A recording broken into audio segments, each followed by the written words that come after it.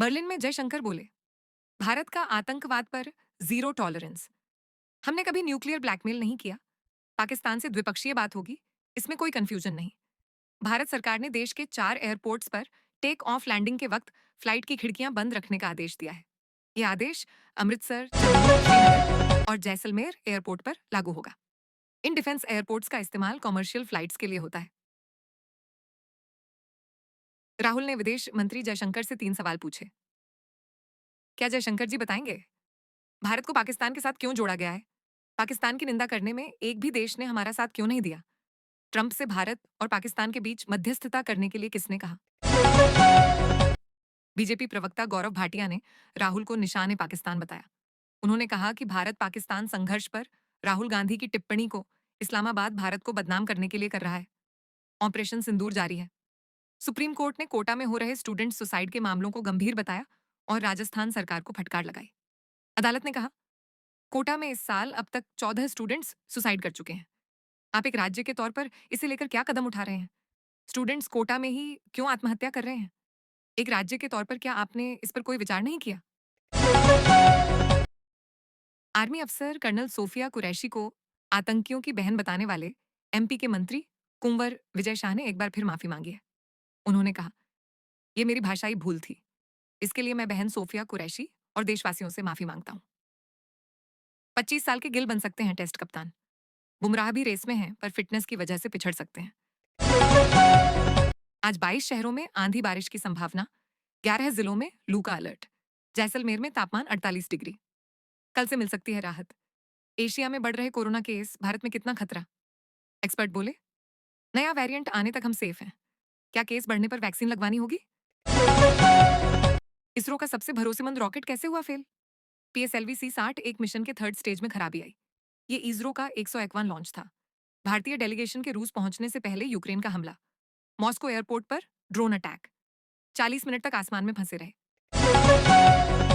पाकिस्तानी सेना के प्रवक्ता अहमद शरीफ चौधरी ने भारत को धमकी भरा बयान दिया है।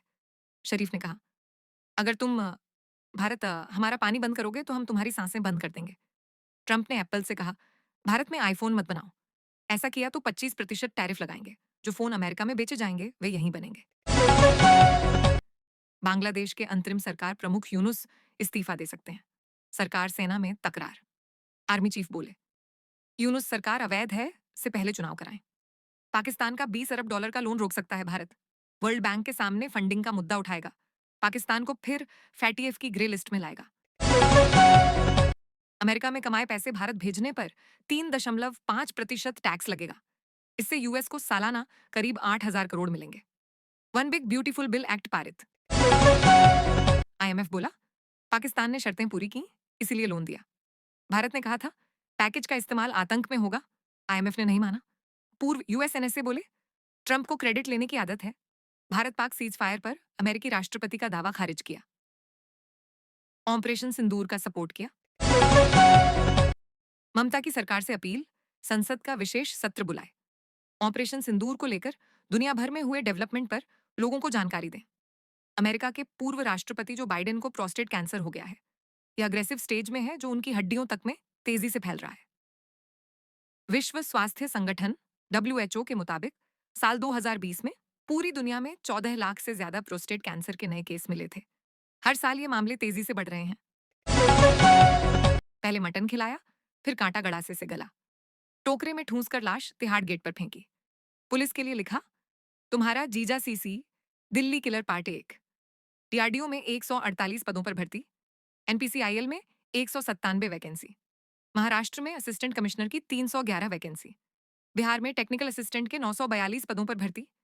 एयरफोर्स में 12वीं पास के लिए 153 पद। एआईएम्स नागपुर में 58 वैकेंसी।